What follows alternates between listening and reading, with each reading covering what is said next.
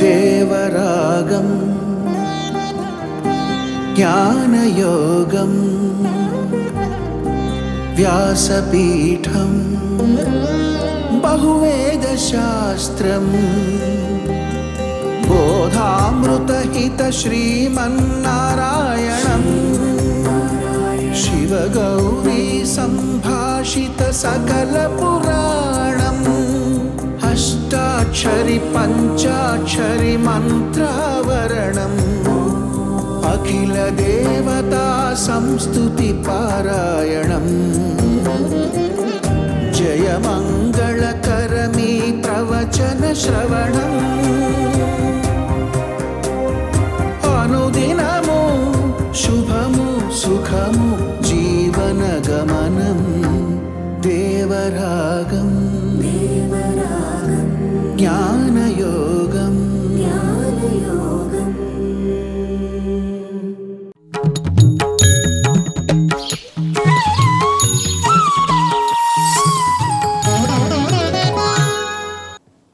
ఆపదామపహర్తారం దాతారం సర్వసంపదాం లోకాభిరామం శ్రీరామం భూయో భూయో నమామ్యహం.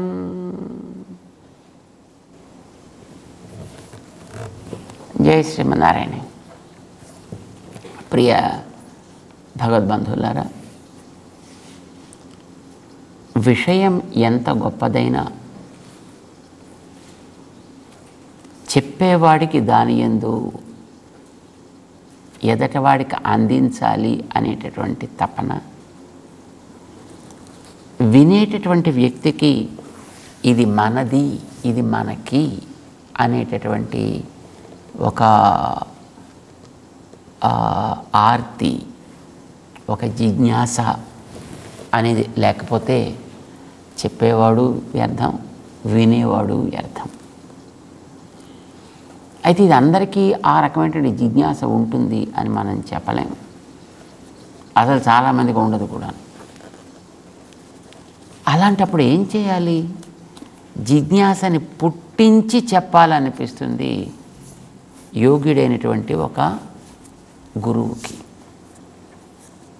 అందుకోసం ఇదివరకు రోజుల్లో గురువులు శిష్యుడికి ఆ రకమైనటువంటి రుచిని పుట్టించి వాళ్ళకి ప్రశ్నించడం చేత కాకపోతే ప్రశ్నించే సందర్భాలను తయారు చేసి వాళ్ళ చేత అది కావలసిన దానంతటిని కూడా వినేటట్టు చేసేవారు.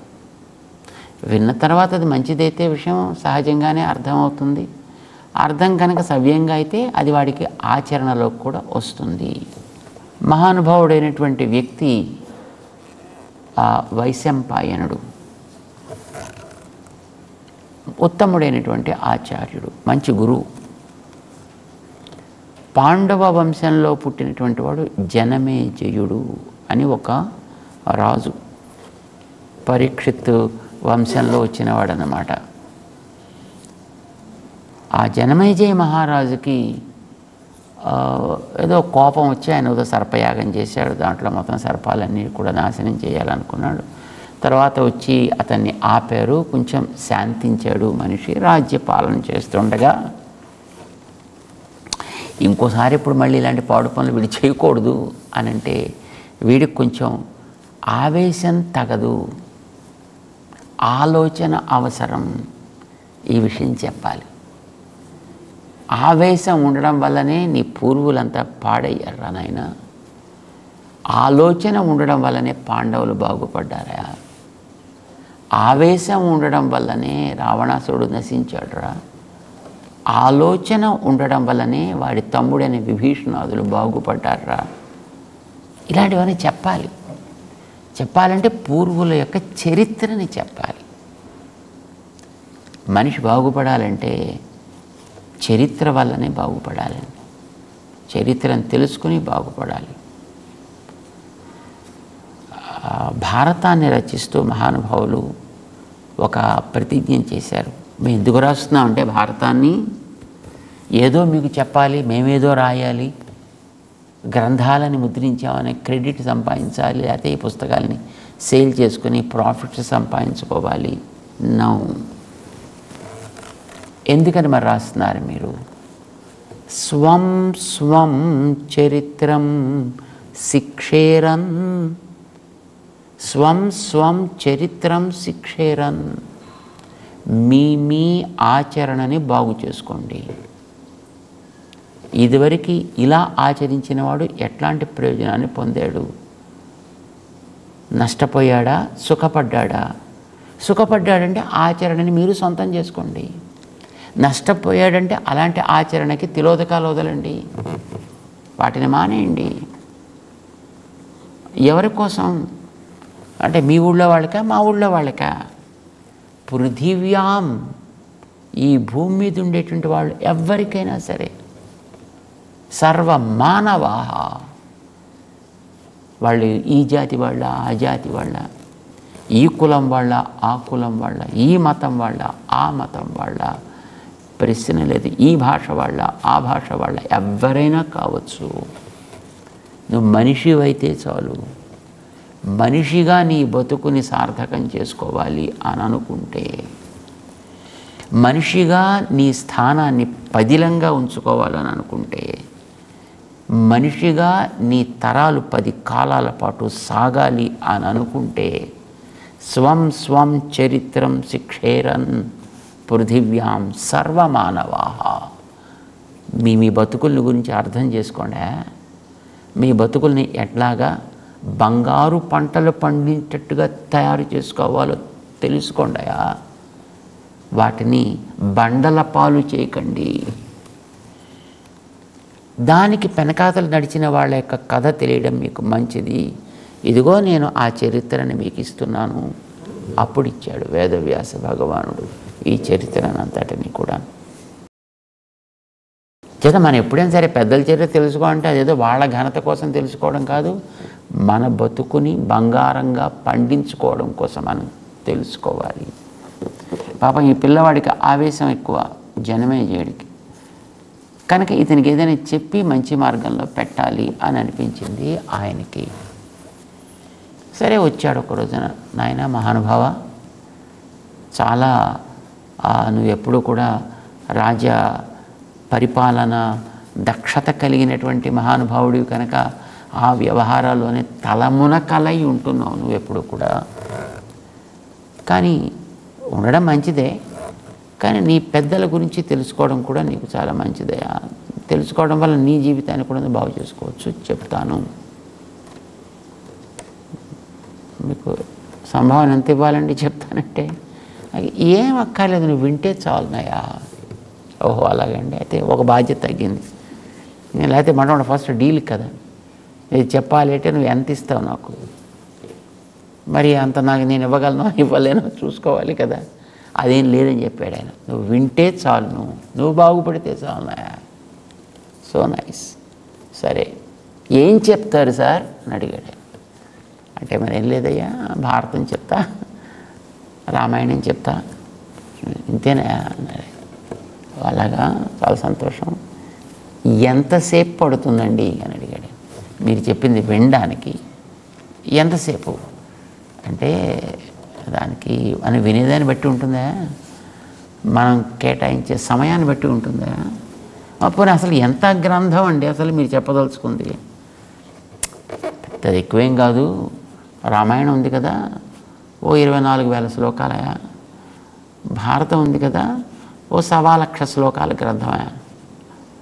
గుండెల్లో పర్వతాలు పడ్డట్టు అయింది, రాళ్ళు కాదు. 24,000 శ్లోకాల రామాయణం,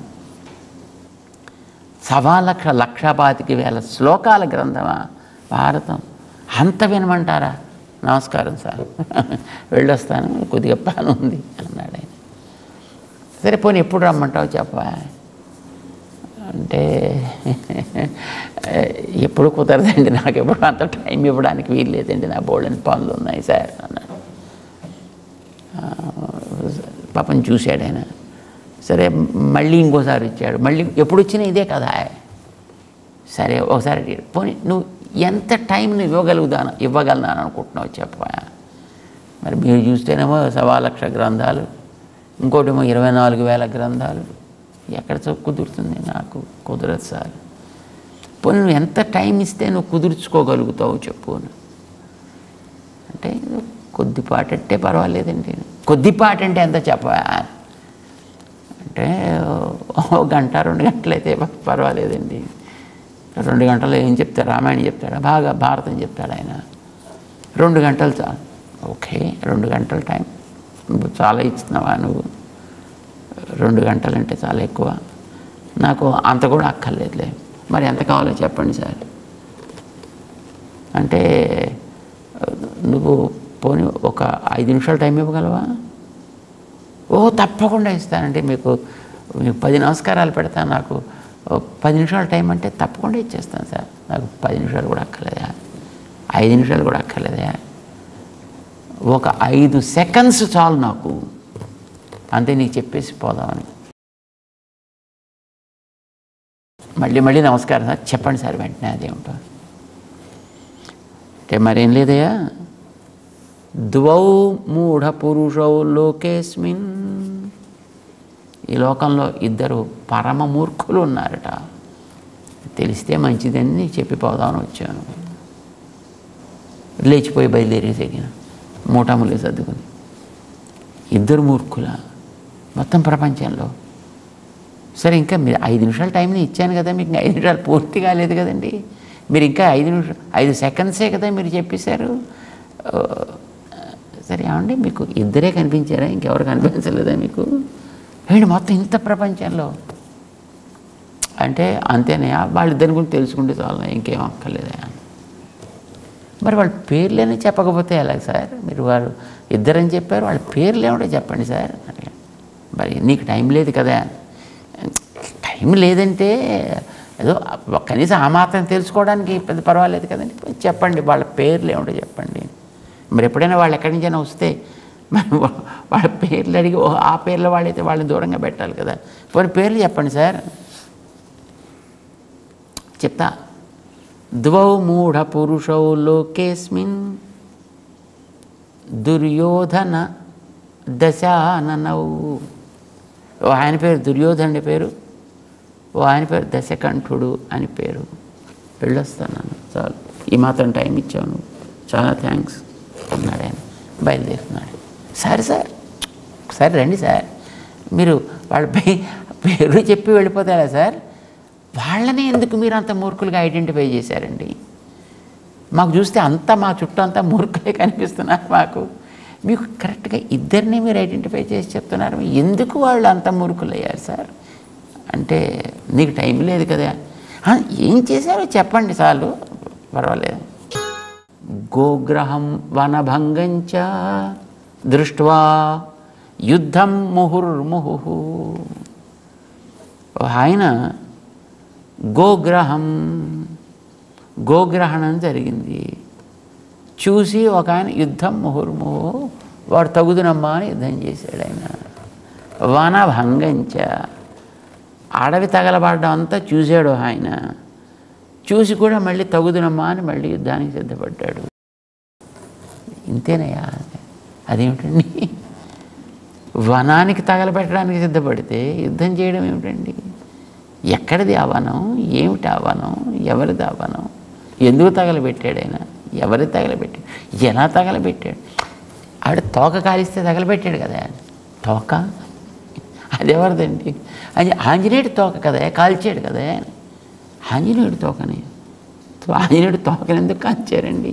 ఎవరు కాల్చారు? మరి రాక్షసులంతా కాల్చలా అంటే వాళ్ళు ఎందుకు కాల్చారు సార్? అంటే మరి రావణాసుడు చెప్పింది అదే కదా, ఆయన ఎందుకు చెప్పాడు సార్? అంటే మరి వాళ్ళ తమ్ముడు గారు ఇచ్చిన సలహాని బట్టి వాడిదే వాళ్ళ ప్రాణం తీసేద్దాం అనుకున్నాడు.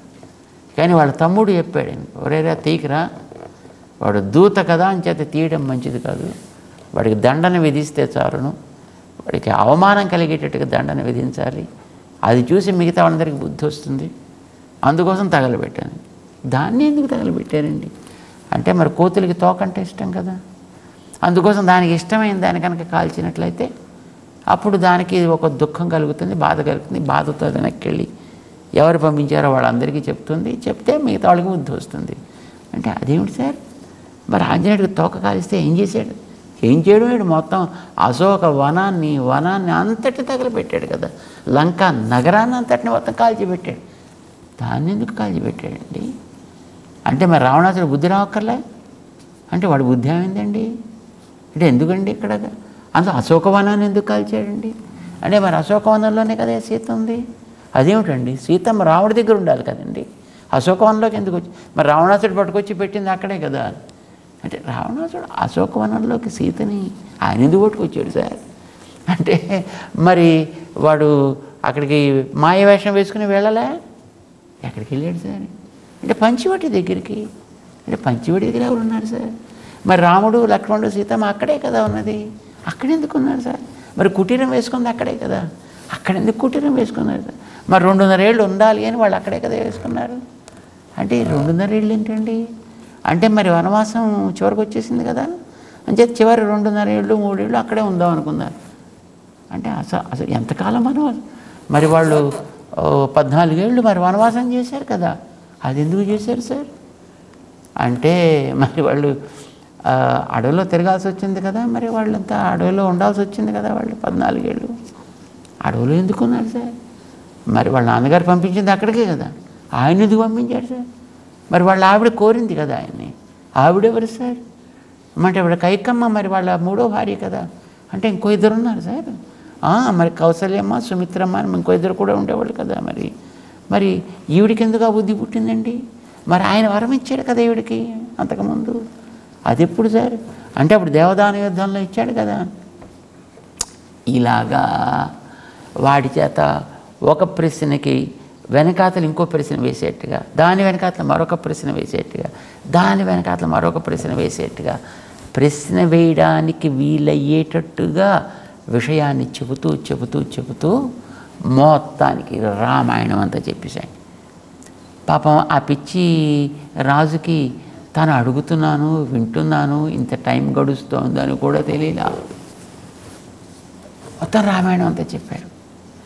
అంత చెప్పేసిన తర్వాత అంత పరాక్రమం కలిగిన ఒక్క వానరం లంకా నగరాన్ని అంతటిని కూడా మొత్తం అల్లకల్లోలం చేసి పెట్టి కాల్చి పారేస్తే కూడా అలాంటి వానరాల రాజైన సుగ్రీవుణ్ణి తోడు పెట్టుకొని, అలాంటి పరాక్రమం కలిగిన వానరులను తోడు పెట్టుకొని లంకా నగరానికి మధ్య సేతువు నిర్మాణం చేసుకుని లంకానగరంలో ప్రవేశిస్తే, అలాంటి వాళ్ళతో వెంటనే సంధి చేసుకోక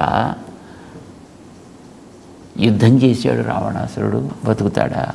ఒక్కడొచ్చి మొత్తం ఊరుందటిని ఎంతమందిని పంపించినా చివరి తన కొడుకును కూడా ప్రాణం తీసినటువంటి ఒక్క వానరం. అలాంటివి ఎన్నో వానరాలు వస్తే తగుదునమ్మా అని యుద్ధానికి సిద్ధపడ్డాడు, ప్రాణం పోగొట్టుకున్నాడు రావణాసురుడు.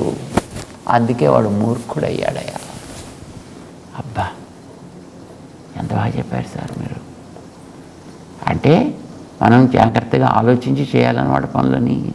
కరెక్ట్. అందుకోసం అలా చేసిన వాళ్ళు 2, అందులో ఒకడి గురించి చెప్పాను నీకు, వెళ్ళొస్తాం. మరి అంటే ఒకడి గురించే కదండి మీరు చెప్పారు. మరి 2వ వాడు ఎవడు సార్? వాడే సుయోధనుడు. వాడు కూడా ఇలాగే పాడు పని చేశాడు. వాడేం పాడు పని చేశాడు సార్? గోగ్రహణం చూసి కూడా మళ్ళీ యుద్ధం చేశాడు కదా. గోగ్రహణమా? అది ఎక్కడ? మరి ఉత్తర దిశలో గోగ్రహణం జరగలే? దేనికి ఉత్తర దిశలో సార్? అదే మరి ఆ విరాట్ నగరానికి ఉత్తర దిశలో కదా గోవులని తిరుగుతుండేవి. వాటిని అన్నిటినీ కూడా పట్టుకెళ్ళిపోయారు. చూసి కూడా యుద్ధం చేశాడు వాళ్ళతో. ఎవరు పట్టుకెళ్ళారు సార్? అంటే మరి అర్జునుడే కదా మళ్ళీ వాటన్నిటిని కూడా జాగ్రత్తగా పట్టుకొచ్చింది వాడి. అంటే ఎక్కడి నుంచి పట్టుకొచ్చాడు సార్? మరి కౌరవులంతా మరల్చుకుపోతుండలా? ఆపేసి వాళ్ళంతా తిరిగి మళ్ళీ వీటన్నిటి వెనక్కి మరల్చుకురాలా? కౌరవులు వాళ్ళు ఎందుకు పట్టుకెళ్ళారు సార్? అంటే మరి అజ్ఞాతవాసాన్ని బయట పెట్టాలంటే మరి ఏదో చేయాలి కదా. అంటే అజ్ఞాతవాసం అదెవరు చేసేది సార్? మరి పాండవులు చేసిన అజ్ఞాతవాసమే కదా. అంటే ఎంతకాలం చేశారు? మరి 1 ఏడాది పాటు చేయాలా? ఎందుకు చేశారు సార్? మరి అరణ్యవాసం అయిపోయాక అదే కదా చేయాల్సింది. అరణ్యవాసం అది ఎవరు చేసేది సార్? మరి పాండవులు చేసిన అరణ్యవాసం కదే. అది ఎంతకాలం అంటే 12 ఏళ్ల పాటు. అది ఎందుకు చేయాల్సి వచ్చింది సార్? అంటే మరి ఓడిపోయిన తర్వాత షరతు అదే కదే. దేంట్లో ఓడిపోయారు సార్ అంటే మరి జూదంలో అది ఎందుకు ఆడారు సార్? ఇలాగా ప్రశ్నల పైన ప్రశ్నలు వాళ్ళు పుట్టేట్టుగా చేసి అతనికి ఆ జిజ్ఞాస తీర్చడానికా అన్నట్టుగా వైశంపాయన మహర్షి మొత్తం జనమేజయ మహారాజుకి భారతం వాళ్ళ వంశపు చరిత్రని అంతటినీ కూడా మొత్తం 1,00,000 గ్రంథాన్ని 24,000 శ్లోకాల రామాయణాన్ని మొత్తం అంతటినీ ఉపదేశం చేసేసాడు. ఎంత గొప్ప యోగుడైనా నాకు వినడానికి తీరిక లేదు, అబ్బా పనులతోటి నేను మునిగిపోతున్నాను అని సమయం ఒక 5 నిమిషాలు అరగంట కూడా ఇవ్వడానికి ఇష్టపడనటువంటి రాజుని అతనికి తెలియకుండానే అతనిలో జిజ్ఞాస కలిగి అతనే ప్రశ్నలు వేసి సమాధానాలను పొంది అందులోంచి మళ్ళీ ప్రశ్నలు పొంది అందులో మళ్ళీ దానికి సమాధానాలు పొందగలిగేటట్లుగా ఉపదేశం చేయగలిగాడంటే ఎంత యోగ్యుడైనటువంటి గురుత్తముడవుతాడైనా మహానుభావుడు అతనికి అట్లా ఉపదేశం చేశాడు. అదే క్రమంలో మానవాళికి అంతటికి కూడా తత్వజ్ఞానం కలగాలి అంటే తత్వోపదేశం చేయాలి. ఎవడడుగుతాడు తత్వోపదేశాన్ని గురించి? ఎవడికి కావాలి తత్వాన్ని గురించి? అందరికీ కావలసింది పాంతు పైసలు కావాలి తప్ప పరమాత్మ ఎందుకండి? అందరికీ కావాల్సింది చక్కటి దర్శనం ఎందుకు కనుక? ధనం కావాలి కానీ. అందుచేత ప్రతివాడు రకరకాలైనటువంటి విషయాల వెంట పరుగులు పెడుతూ దాంతో జీవితాలని రకరకాలుగా మార్చుకుంటుంటే వీళ్ళందరికీ కూడా తత్వబోధ అవసరము, తత్వజ్ఞానం అవసరము, తాత్విక దృష్టి వీళ్ళకి కలిగించాలి అనేటటువంటి తపనతోటి ఎవడు వింటాడా, ఎవడు అర్థం చేసుకుంటాడా, ఎవడు ప్రశ్నిస్తాడా అలాంటి వాళ్ళకి నేను చెప్పాలి అనేటటువంటి కోరికతోటి భగవానుడు అవతరించాడు శ్రీకృష్ణుడై. ఆయన దొరక్క పాప అర్జునుడు లాంటి ఒక బుద్ధిమంతుడిని పట్టుకొని తనకి శిష్యుడిగా చేసుకుని ఉన్నవాళ్ళల్లో కాస్త ఉత్తముడు ఆయన. కాస్త మరీ ఆవేశం కలిగిన వాడు కాదు, అలానే మరీ పరమ సాత్వికుడు కాదు, కాస్త మధ్యస్థంగా ఉండేటువంటి వ్యక్తి కనుక అట్లాంటి వ్యక్తి ద్వారా లోకం తరిస్తుంది అనే భావనతోటి ఆయన్ని సిద్ధం చేసుకుని ఒక పెద్ద యుద్ధ సన్నివేశాన్ని ఏర్పాటు చేసి తాను సారథిగా అందులో ఉండడానికని నిర్ణయం చేసుకుని సర్వలోకాల్ని శాసించగలిగేటటువంటి పరమాత్మ సాక్షాత్తు సంపదలకి నిలయమైనటువంటి శ్రియపతి అయినటువంటి మహానుభావుడు. సకల విభూతి తన చేతుల్లో ఉంది కనుక ఆయన పేరు సర్వహ అని పేరంటారు. ఆయన ఈ చేతనాత్మకంగా ఉండేటువంటి వాటి అన్నిటినీ కూడా తన ఆధీనంలో నడపగలిగే వ్యక్తి కనుక సర్వహ అని పేరు ఆయనకి. మనకి సహస్రనామాల్లో తెలుస్తుంది. సర్వశివస్థాణు సర్వుడు అని అంటారు. అలాంటి మహానుభావుడు ఈ లోకంలో లోకాలకి ఉపకారం చెయ్యాలి అని ఒక మానవ రూపాన్ని ధరించి అర్జునుడికి సారథిగా అతని ముందు కూర్చుని అతడికి జిజ్ఞాసని పుట్టించి అతని ద్వారా లోకాన్ని తరింపజేయడం కోసం చేసిన మహోపదేశం భగవద్గీత. అందులో మొదటి 6 అధ్యాయాల్లో ఆత్మతత్వాన్ని చెప్పి చిత్తత్వం అని అంటాం, అచిత్తత్వం అని అంటాం. చేతనాలు ఈ ప్రపంచంలో ఉండేటువంటి వాటన్నిటి గురించేటువంటి ఒక సమగ్ర అవగాహన కలిగించి దాని తర్వాత ఈ రెంటిని నియమించేటువంటి ఈశ్వరతత్వాన్ని ఉపదేశం చేయాలి. ఆ ఉపదేశం చేయడం దాని గురించి అడగాలి ఆ పెద్ద మనిషి. కానీ మరి ఎలా అడుగుతాడు అతను? అందుకోసమని తను చెప్పాడు అతనికి, అర్జున ఆత్మతత్వాన్ని తెలుసుకోవడం యోగము అని అంటామాయా, చాలా సంతోషం, నీకు తెలుసుకుందామని కోరిక కలిగింది, నువ్వు యోగి అవుదామని అనుకుంటున్నావు. కానీ యోగి ఒకళ్ళు, ఇద్దరు, ముగ్గురు, కొంతమంది ఉంటారు లోకంలోనే ఎలాగో ఇలాంటి ప్రయత్నం చేసేటువంటి వాళ్ళు. అలాంటి వాళ్ళందరిలోకి కూడా నిజంగా వాడు తన గురించి తెలుసుకోవడం అంటే తన నడిపే తత్వాన్ని గురించి కూడా తెలుసుకోవడం కనుక అది నేనే. నన్ను గురించి ఎవడైతే తెలుసుకుని నన్ను ఎవడైతే ప్రేమించి తద్వారా తన జన్మని సఫలం చేసుకోవాలి అని అనుకుంటాడో మగ్గతేన అంతరాత్మన శ్రద్ధావాన్, దాని మీద వాడికి రుచి కలగాలి, త్వర కలగాలి, నేను తెలుసుకుని తీరాలనేటువంటి తపన కలగాలి.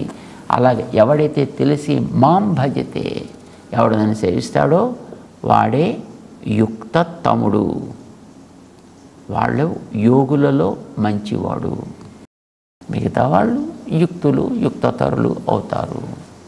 నీ ఇష్టం తర్వాత ఏం చేస్తావో. ఇప్పటిదాకా ఆత్మ గొప్పదన్నావు, అది పొందమన్నావు, అది తప్ప మరొకటి లేదన్నావు. నేను నిజంగా అది పొందిస్తే చాలదని పరిగెడదామని అనుకుంటుంటే దానికి వెనకాతలు ఎవడో ఉన్నాడు, అది నువ్వు నిన్ను తెలుసుకోవాలంటున్నావు. నిన్ను తెలుసుకోవడం అంటే ఏమిటి అర్థం? ఎట్లా తెలుసుకోవాలి? నిన్ను నడిపేవాణ్ణిగా నేనున్నానని, ఎలా నేను నడిపిస్తున్నానో నాకుండేటి సమగ్రత ఏమిటో దాన్ని ఇవి రెండూ తెలుసుకోవాలి. మొదటిది జ్ఞానము, రెండవది విజ్ఞానము. ఈ రెంటిని తెలుసుకొని కనుక నువ్వు ఉన్నట్టయితే తప్పకుండా నువ్వు చేసేటటువంటిది యోగ్యమైనటువంటిది అవుతుంది. అంటే మరి అదేమిటో తెలుసుకోవాలి కదా నేను అని అడుగుతాడేమో అని ఎదురు చూశాడు ఈయన. కానీ ఆయనకేం పెద్ద అడగాలి అని అనిపించినట్లేదు. అతనికి దాని మీద రుచి కలిగించడం కోసమని, దాన్ని ఉపదేశం చేయడం కోసం చేసినటువంటి ప్రారంభమే 7వ అధ్యాయం జ్ఞాన విజ్ఞాన యోగము అనేటటువంటిది. అందులోకి మనం ప్రవేశిద్దాం. జై శ్రీమన్నారాయణ.